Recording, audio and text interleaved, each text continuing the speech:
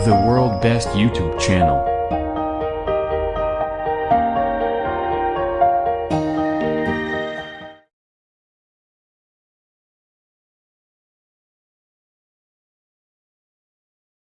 औज़ुबिल्लाहि मिनश्शैतानिर्रजीम बिस्मिल्लाहिर्रहमानिर्रहीम। मैं हूं मुबशिर ख़ान दोस्तों, और आप देख रहे हैं मैथमेटिक्स 251। आज हम एक्सरसाइज 7.2 क्वेश्चन नंबर 7 और 8 हल करेंगे। लेकिन क्वेश्चन नंबर 7 को समझने के लिए आपको एक बेसिक कंसेप्ट देना पड़ेगा, जिसके बुनियाद पर आप उस सवाल को इजीली हल कर सकेंगे। वो बेसिक कंसेप्ट क्या है दोस्तों? आपको पता है वेक्टर को हम इस तरह से रिप्रेजेंट करते हैं। Unit magnitude of a vector को इस तरह से रिप्रेजेंट करते हैं, और यूनिट वेक्टर को इस तरह से रिप्रेजेंट करते हैं। ठीक है, तो आपको पता है यूनिट वेक्टर का फार्मूला क्या है? Vector over its magnitude. ठीक है, वेक्टर ओवर इट्स मैग्नीट्यूड, ये फार्मूला आप इससे भी करके आए हैं, बाद में भी। ये तकरीबन 7 चैप्टर में सारा यही फार्मूला हर एक्सरसाइज में किसी ना किसी क्वेश्चन में यूज़ किया गया है। अच्छा, अगर आपको जैसे वो अलजेब्रिक्स में होता है, अगर आपको कहा जाए कि यूनिट वेक्टर है और आप मैग्नीट्यूड है, तो आप वेक्टर फाइंड आउट कर सकते हैं। क्यों नहीं कर सकते? ये दो चीज़ें दी हुई हैं, आप इसको यहाँ डिवाइड हो रहा है, यहाँ आके ये मल्टीप्लाई हो जाएगा, इज इक्वल टू वेक्टर। ये दोनों चीज़ें अगर गिवन हैं तो हम ये फाइंड आउट कर सकते हैं। एक चीज़, एक कंसेप्ट यहाँ हो गया। ठीक है, यानी vector v is equal to unit vector और मैग्नीट्यूड। ठीक है, या मैग्नीट्यूड मल्टीप्लाई यूनिट वेक्टर। ठीक है, एक कॉन्सेप्ट ये है। सेकंड कॉन्सेप्ट ये है, अगर दो वेक्टर्स हैं, दो वेक्टर, एक वेक्टर a है और एक वेक्टर b है, तो अगर कहा जाए कि unit vector of a is equal to unit vector of b, तो हम ये मान लेंगे कि ये दोनों पैरेलल हैं। ठीक है, अगर ये दोनों इक्वल हैं तो आप समझ लें कि ये दोनों पैरेलल हैं। तो यूनिट वेक्टर ऑफ a अगर हमें ये दिया गया है, तो लिहाजा यूनिट वेक्टर ऑफ b भी वही होगा। मैग्नीट्यूड जो इसका होगा वो भी यही होगा, लेकिन वेक्टर्स चेंज होंगे। ठीक है, वेक्टर्स जो पोजीशंस होंगी वो चेंज होंगी, सिर्फ मैग्नीट्यूड सेम होगा। ठीक है, और यूनिट वेक्टर भी इक्वल जब आएगा तो आप समझ लें कि पैरेलल है। तो एक ये कॉन्सेप्ट है। अब चलते हैं सवाल की तरफ। तो दोस्तों, सवाल में जैसे कि दिया गया है, अच्छा एक और इम्पोर्टेंट नोटिस सा है। अगर किसी वीडियो में आपको ये राइटिंग नहीं दिख रही, मोबाइल्स वाले की ये कंप्लेन मेरे पास आई है कि आपकी सर जो राइटिंग है, जो आप लिख रहे हैं, वो बहुत ही पतली है, यानी थिकनेस उसकी बहुत कम है, तो वो मोबाइल पे नहीं दिखती। तो इसका एक आसान हल है, आप इस वीडियो को डाउनलोड करें। अगर मोबाइल पे आप इसको देख रहे हैं तो डाउनलोड करेंगे, तो इससे आप आसानी से, मतलब एक करेक्ट HD हाई क्वालिटी जो रिजल्ट्स होंगे आपके सामने शो होंगे। अगर आप PC पे देख रहे हैं, यानी कंप्यूटर पे देख रहे हैं, या किसी और हाई स्क्रीन, बड़ी स्क्रीन पे देख रहे हैं, तो मे बी वहाँ अगर आपको सिग्नल पूरे आ रहे हों तो ये चीज़ करेक्टली सामने आपके हाई क्वालिटी में आपको नज़र आएगी। तो सवाल की तरफ चलते हैं। सवाल में दिया गया है, फाइंड द वेक्टर, वो वेक्टर मालूम करें। पॉइंट 1 है, हुज मैग्नीट्यूड इज 4, उसका मैग्नीट्यूड 4 है, and is parallel to this line. ठीक है, अब एक वेक्टर है जिसका मैग्नीट्यूड 4 है और दूसरा है जिसकी स्टेटमेंट ये वेक्टर पोजीशन हमें दिया गया है। ठीक है, तो हम स्टार्ट करेंगे। लेट, ये सॉल्यूशन है,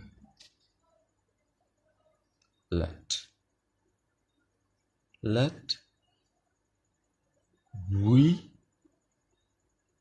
vector is equal to 2i minus 3j plus 6k। और इसी तरह से हम r लेट करेंगे। r का मैग्नीट्यूड हमें दिया गया है, मैग्नीट्यूड ऑफ r, ये लेट किया है हमने, ठीक है, जो हमारे पास 4 है। ठीक है, तो अब हम वेक्टर v का मैग्नीट्यूड मालूम करेंगे, वेक्टर v का मैग्नीट्यूड मालूम करेंगे। उसी तरह होगा, हमारे पास ये वैल्यू दी गई है, तो वेक्टर v का मैग्नीट्यूड फाइंड आउट करने के लिए आपको मैंने फार्मूला पहले से सिखाया था, कोफिशिएंट ऑफ i का स्क्वायर। i का कोफिशिएंट क्या है?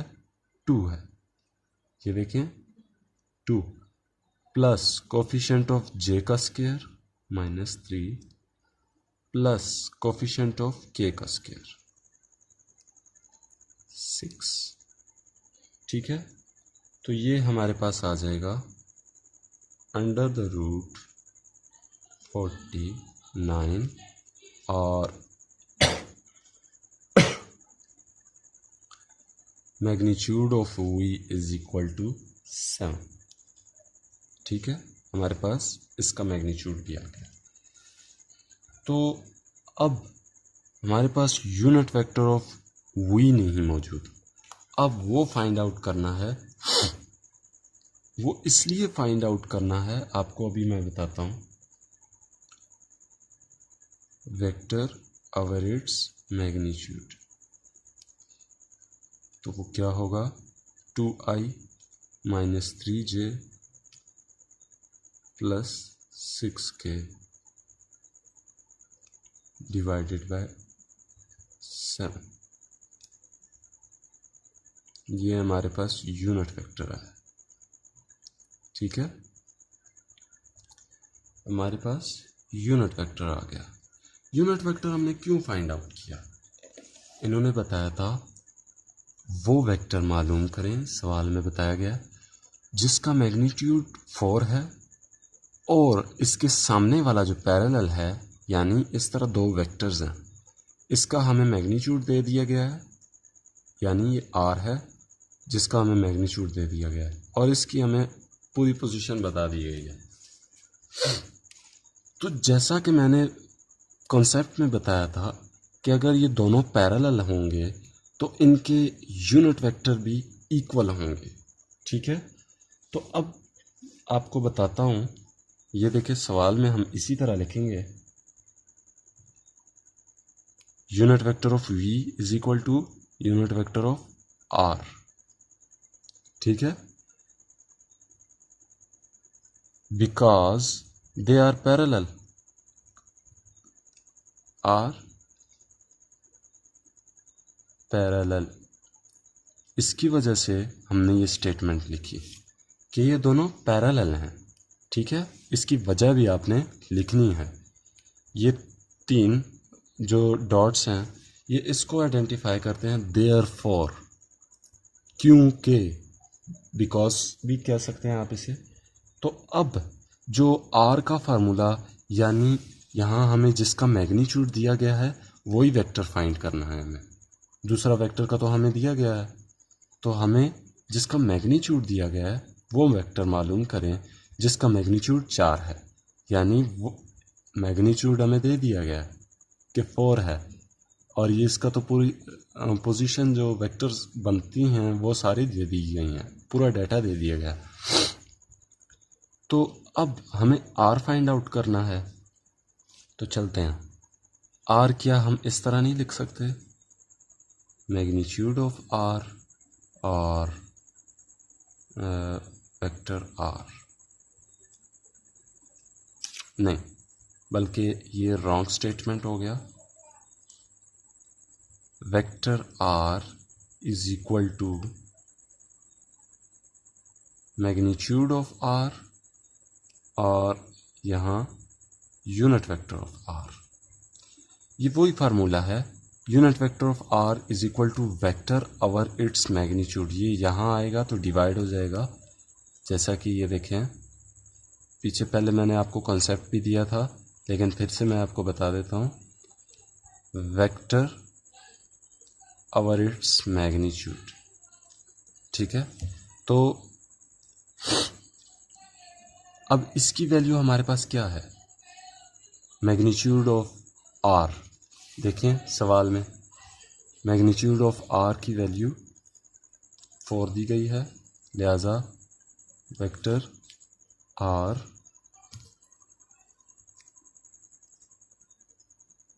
Is equal to 4। आगे हम यूनिट वेक्टर वी और आर का एक ही होगा, तो हम ये लिखेंगे 2i माइनस 3j। ये देखिए यूनिट वेक्टर ऑफ v, यहीं v वाला यूनिट वेक्टर लिखेंगे, 3j plus 6k divided by 7, ठीक है। तो अब vector r is equal to 2 4 2 8 minus 12j, यहाँ i आएगा, ये प्लस 24k, ठीक है, डिवाइडेड बाय 7।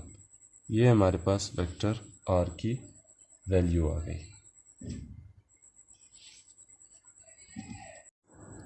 तो क्वेश्चन नंबर 7 का पार्ट 2 भी उसी तरह का है, लेकिन सिर्फ वैल्यूज़ चेंज हैं, तो लिहाजा मुझे लगता है कि आप इसे हल कर लेंगे, बल्कि मुझे यकीन नहीं है कि हो सकता है आप इसे हल कर लें, तो लिहाजा मुझे ख़ुद ही कराने पड़ेंगे, ठीक है।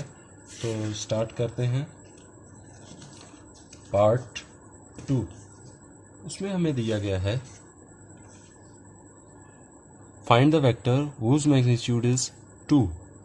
लेट, दो वेक्टर दिए गए हैं जैसे पिछले सवाल में दिए गए थे। लेट, ये सॉल्यूशन, ठीक है। लेट आर वेक्टर का मैग्नीट्यूड है 2 और वेक्टर वी है हमारे पास -i plus j plus k, ठीक है।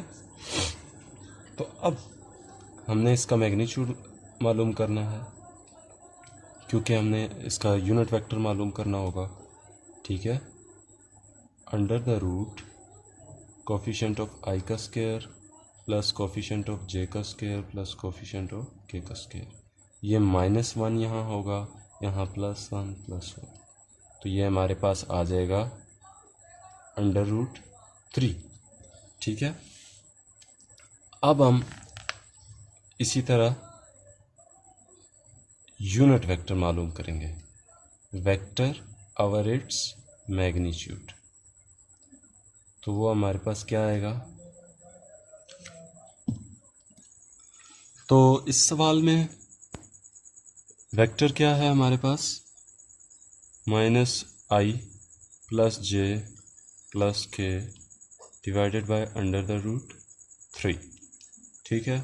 ये हमारे पास वेक्टर v का यूनिट वेक्टर आ गया। यूनिट वेक्टर ऑफ v हमारे पास ये आया। अब जैसा कि as the vectors are parallel, so unit vector of v is equal to unit vector of r, ठीक है। Vector of unit vector of v is equal to unit vector of r, सिर्फ vector ही equal होंगे, तो समझिए कि ये दोनों पैरेलल हैं। अब हमें vector unit vector of R भी मालूम हो गया। इसका मतलब यही हुआ ना कि ये जो चीज़ है ये भी, इसकी वैल्यू भी ये है, ठीक है। तो अब हमें दो चीज़ें मालूम हैं, जैसा कि वो फार्मूला है एज, मैं दोबारा आपके लिए लिखता हूँ, unit vector of R is equal to vector of R divided by its magnitude, ठीक है। क्या हम इसको इस तरह नहीं लिख सकते, इसको यहाँ लाके vector R is equal to magnitude of R into unit vector of R. तो ये स्टेटमेंट है सर, जो मैंने आपको पहले कंसेप्ट देने की भी कोशिश की है। तो हमारे पास यूनिट वेक्टर ऑफ आर तो मालूम है, लेकिन मैग्नीट्यूड ऑफ आर कहाँ है? सवाल के शुरू में हमने दिखा दिया था कि ये मैग्नीट्यूड ऑफ आर है, लिहाजा चलते हैं। मैग्नीट्यूड ऑफ आर हमारे पास है 2 और यूनिट वेक्टर अभी हमने फाइंड आउट किया था v का। तो v का हम जानते हैं कि ये दोनों पैरेलल हैं, लिहाजा r का भी यही वेक्टर है। तो यहाँ हम -i + j + k, ठीक है, डिवाइडेड बाय √3। तो इसका जवाब हमारे पास आएगा -2i + 2j + 2k, 2k divided by √3। अच्छा, तो ये भी हमारे पास जवाब है।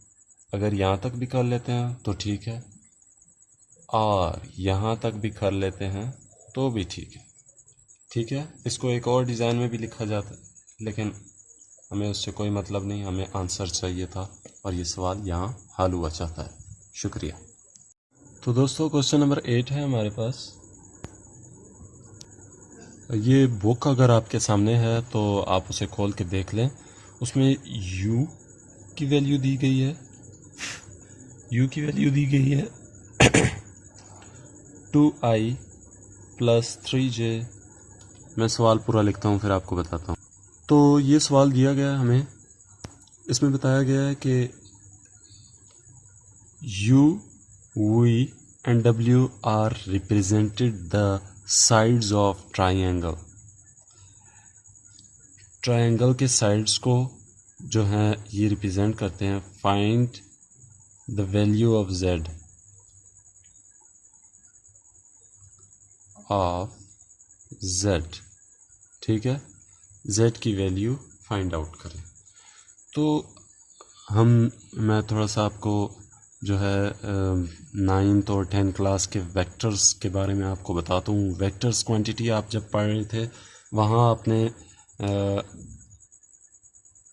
Resultant vector, head to tail rule, a + b vector is equal to z, ये आपने पढ़े होंगे, यकीनन आपको याद होगा। हेड टू टेल रूल कुछ इस तरह था कि ये वेक्टर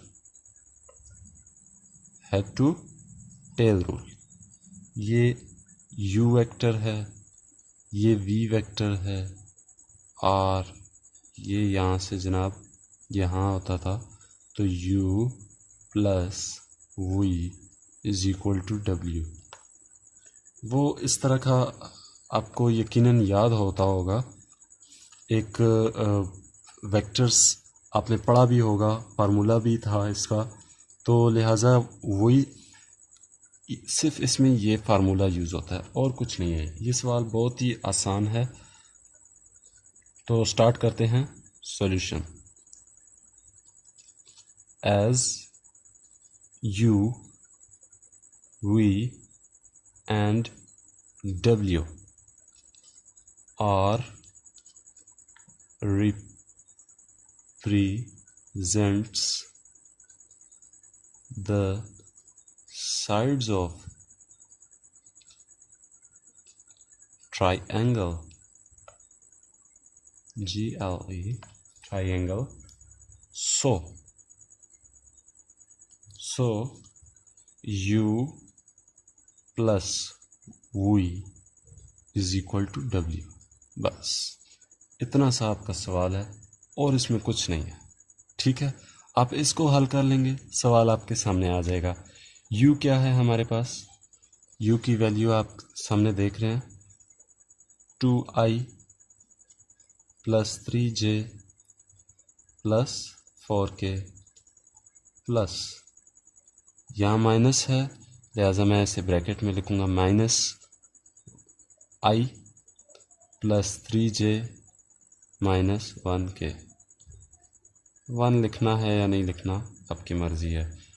और w हमारे पास क्या है i plus 6j plus zk। ठीक है, तो हमें फाइंड आउट करना है ये वाला साइड, ये 2i plus 3j plus 4k minus i plus 3j minus 1k। यहाँ भी 1 लिख दें, अगर 1 यूज़ करते हैं तो यहाँ भी लिखना पड़ेगा। ये इसी तरह आ जाएगा i plus 6j plus zk। ठीक है, तो यहाँ आप देखें 2 माइनस 1, यहाँ सिंगल i रह जाएगा या 1i रह जाएगा, 1 लिख दें। ठीक है, और 3 प्लस 3 j और j ये आपस में ऐड हो जाएंगे 6j। 4 plus 4 minus 1k plus 4k minus 1k, और ये क्या हो जाएगा प्लस 3k। ठीक है, इज इक्वल टू 1i, यहाँ भी 1 लिखते हैं, यहाँ भी 1 लिखते हैं। ठीक है, यहाँ भी 1 लिखते हैं। 1i plus 6j plus 2k, 2k नहीं है, ये zk है। ठीक है, इसे 2k नहीं बनाना, आप भी भूल सकते हैं, लिहाजा इसमें ये छोटी वाली लाइन जो स्मॉल z को ज़ाहिर करती है इसको ज़रूर लगाएं। ठीक है, तो अब i देख रहे हैं, j भी देख रहे हैं, k देख रहे हैं, k का कोफिशिएंट यहाँ क्या है, यहाँ क्या है। सवाल हो गया ना आसान। बाय कंपेयरिंग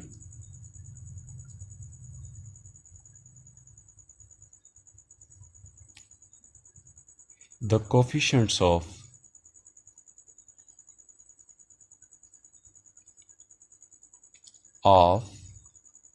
k, then यहाँ से 3 इज इक्वल टू z। ठीक है, so z is equal to 3, ये इसका आंसर आ गया। उस तरह भी कर सकते हैं, मर्जी है आपकी। तो ये एक राइट वे है, पहला अल्फ़ाबेट फिर नंबर। ठीक है, तो दुआओं में याद रखिएगा और चैनल को सब्सक्राइब कर दीजिएगा, क्योंकि पहले हमने किसी वीडियो में ये नहीं बताया था कि चैनल को सब्सक्राइब कर दीजिए। सब्सक्राइब करने की वजह सिर्फ ये है कि वही चीज़ ज़्यादा फैलती है जिसको ज़्यादा लोग देखते हैं, ज़्यादा व्यूज़ में आती है, वायरल में आती है। तो सब्सक्राइब इसलिए कहा, नहीं करना चाहते तो इसकी बजाय एक और काम जो आपने लाजमी करना है। एक तो ये है, फर्स्ट हमारे चैनल का जो मकसद है वो आप तक स्किल्स और आप तक ये जो क्वेश्चन का कॉन्सेप्ट है वो क्लियर करवाना है। सेकंड, अगर आपको ये क्लियर नहीं होता, आपको कोई प्रॉब्लम होती है, कोई इशू होता है, आप कमेंट में करें, हम उसका जवाब आपको रिप्लाई देंगे ज़रूर। ठीक है, तो सेकंड चीज़ ये है कि अगर आपने यहाँ से कंसेप्ट सीख लिया तो ये आप पे लाजम है कि आप इसको किसी और फ्रेंड को ज़रूर सिखाएं। तो इसी वीडियो के साथ इजाज़त चाहूँगा। अल्लाह हाफिज़।